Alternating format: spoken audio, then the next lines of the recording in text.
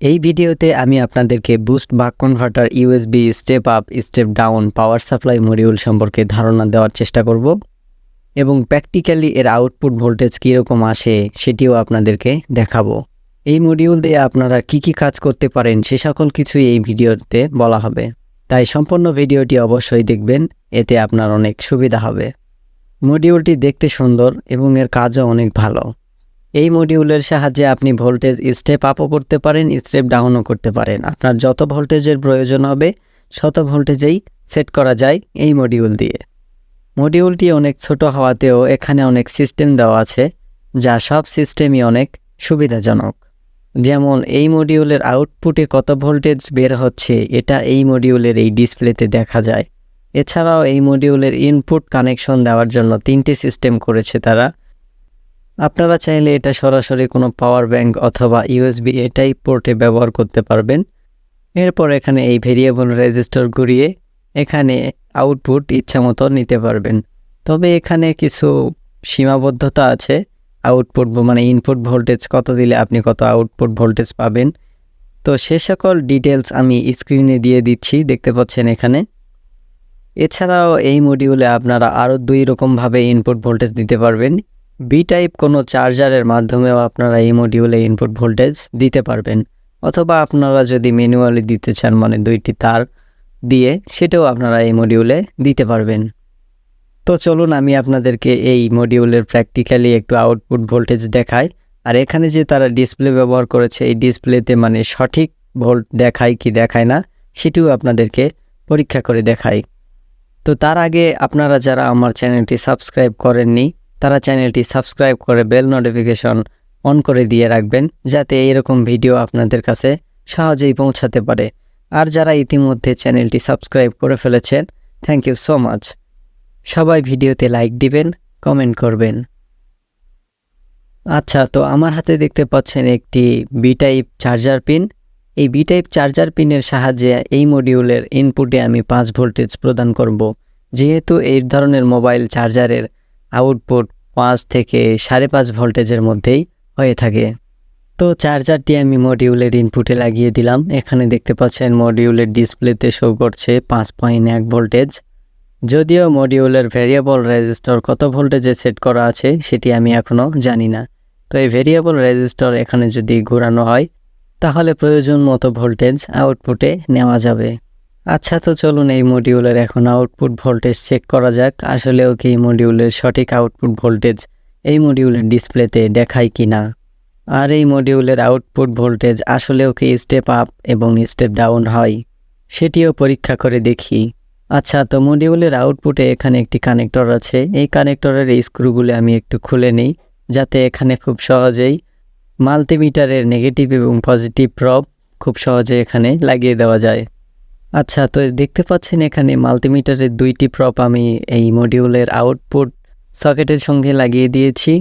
এখানে আপনি একটু ভালো করে লক্ষ্য করবেন, এখানে দেখতে পাচ্ছেন মাল্টিমিটারের ডিসপ্লেতে 5.1 ভোল্টেজ দেখাচ্ছে, আর এখানে এই মডিউলের ডিসপ্লেতেও 5.1 ভোল্টেজ দেখাচ্ছে। মানে বর্তমানে যে ভোল্টেজ সেট করা আছে এই মডিউলে শত ভোল্টেজই একদম ঠিকঠাক এই ডিসপ্লেতে দেখা যাচ্ছে। তো আমি যদি এখন ভেরিয়েবল রেজিস্টার ঘুরাই তাহলে এখানে ভোল্টেজ বৃদ্ধি পাচ্ছে, দেখতে পাচ্ছেন 5.3 ভোল্টেজ। আর এখানে মাল্টিমিটারের ডিসপ্লেতেও একটু লক্ষ্য করুন, এখানেও কিন্তু 5.3 ভোল্টেজ দেখাচ্ছে। তো এখন যদি আমি আরও ভেরিয়েবল রেজিস্টারটি ঘুরাই আরও, তাহলে এখানে দেখতে পাচ্ছেন ভোল্টেজ বৃদ্ধি পাচ্ছে। তো এখানে সচরাচর আমাদের কত ভোল্টেজের প্রয়োজন হয়? 5 ভোল্টেজের, 9 ভোল্টেজের, 12 ভোল্টেজের, এইরকমই তো প্রয়োজন হয়। তো এখানে 9 ভোল্টেজ আমি সেট করি। আপনার যত ভোল্টেজের প্রয়োজন হবে আপনি শত ভোল্টেজই এই মডিউলে সেট করতে পারবেন। এখানে দেখতে পাচ্ছেন আমি এখানে 9 ভোল্টেজ সেট করতেছি। এখানে মাল্টিমিটারের ডিসপ্লে যদি লক্ষ্য করেন এখানে 9 ভোল্টেজ দেখাচ্ছে, এবং মডিউলের এই ডিসপ্লে যদি লক্ষ্য করেন দেখতে পাচ্ছেন 9 ভোল্টেজই দেখাচ্ছে। এখানে মডিউলের ডিসপ্লেতে 9 ভোল্টেজ আর মাল্টিমিটারের ডিসপ্লেতে দেখুন এই 9 ভোল্টেজই দেখাচ্ছে। তো এখানে এই মডিউলের যে ডিসপ্লে ব্যবহার করা হয়েছে এখানে আসলে সঠিকভাবেই ভোল্ট পরিমাপ করতে পারতেছে যে কত ভোল্টেজ আউটপুট বের হচ্ছে। আচ্ছা, তো এখন আমি 12 ভোল্টেজ সেট করি। দেখতে পাচ্ছেন এখানে 12 ভোল্টেজ সেট করলাম। এখন এই মডিউলের ডিসপ্লেতে দেখুন 12 ভোল্টেজ এখন দেখাচ্ছে। আউটপুট এখন এই মডিউল 12 ভোল্টেজ দিতেছে। আর এখানে মাল্টিমিটারেও দেখতে পাচ্ছেন 12 ভোল্টেজই দেখাচ্ছে। তো মডিউলের ডিসপ্লে আসলে ঠিকই কাজ করতেছে, মানে পরিমাপ করতে পারতেছে যে কত ভোল্টেজ আউটপুট দিচ্ছে। এখানে ইনপুট কিন্তু আমি 5 ভোল্টেজ দিয়েছি, মানে মোবাইলের চার্জার থেকে দিয়েছি। এখন মোবাইলের চার্জার কত পরিমাণ ভোল্টেজ দেয় সেটা আপনারা খুব ভালো মতোই জানেন। তো ধরেন এখানে যদি আমি ইনপুট 5 ভোল্টেজ দিয়েছি, আর এখানে আমি ভোল্টেজ কিন্তু বাড়িয়ে নিচ্ছি 12, 13, 14, 15। তারপরেও আমি এই মডিউলের কত ভোল্টেজ দিলে আপনারা আউটপুটে কত ভোল্টেজ পেতে পারেন এর একটি লিস্ট আমি আপনাদেরকে স্ক্রিনে দিয়ে দিচ্ছি, দেখে নেবেন।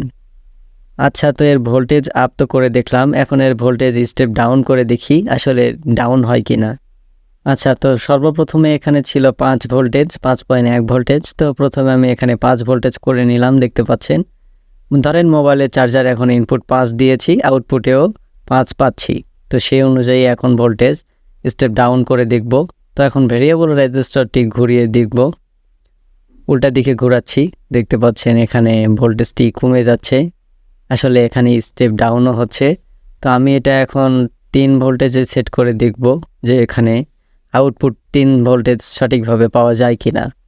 তবে হ্যাঁ, এখানে ইনপুট ভোল্টেজ যদি আপনার আপ ডাউন করে তাহলে আউটপুট ভোল্টেজও একটু আপ ডাউন করবে। এছাড়াও এটা যেহেতু একটি ইলেকট্রনিক্স ডিভাইস, এখানে সামান্য পরিমাণ একটু 19-20 হতে পারে। তো এখানে দেখতে পাচ্ছেন আমি 3 ভোল্টেজ সেট করেছি এই মডিউলে। এখানে আউটপুট ভোল্টেজ এই মডিউলের ডিসপ্লেতে 3 ভোল্টেজ দেখাচ্ছে। আর এখানে মাল্টিমিটারে যদি একটু লক্ষ্য করেন এখানেও 3 ভোল্টেজ দেখাচ্ছে।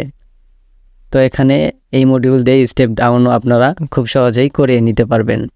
আর এই মডিউলের সাহায্যে আপনারা কোনো ভারী লোড চালাবেন না, তাহলে হয়তো মডিউলটি গরম হয়ে তাড়াতাড়ি নষ্ট হয়ে যেতে পারে।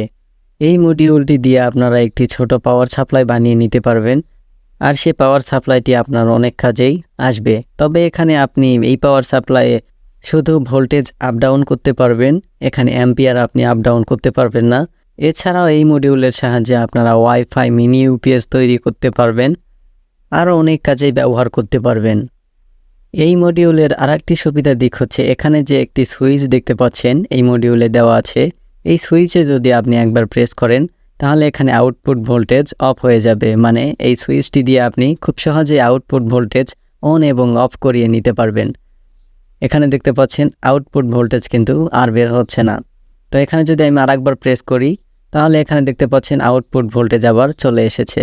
তো এখানে আউটপুট ভোল্টেজ আপনি খুব সহজেই মানে অফও করতে পারবেন আবার অনও করতে পারবেন এই সুইচের মাধ্যমে। পরবর্তী কোনো ভিডিওতে এই মডিউল দিয়ে আপনাদেরকে একটি প্রজেক্ট তৈরি করে দেখাবো যা আপনাদের অনেক কাজে আসবে। তো আজকের ভিডিও এই পর্যন্তই। ইউটিউব চ্যানেলটি সবাই সাবস্ক্রাইব করে দিবেন, ভিডিওতে লাইক দিবেন। ধন্যবাদ সবাইকে।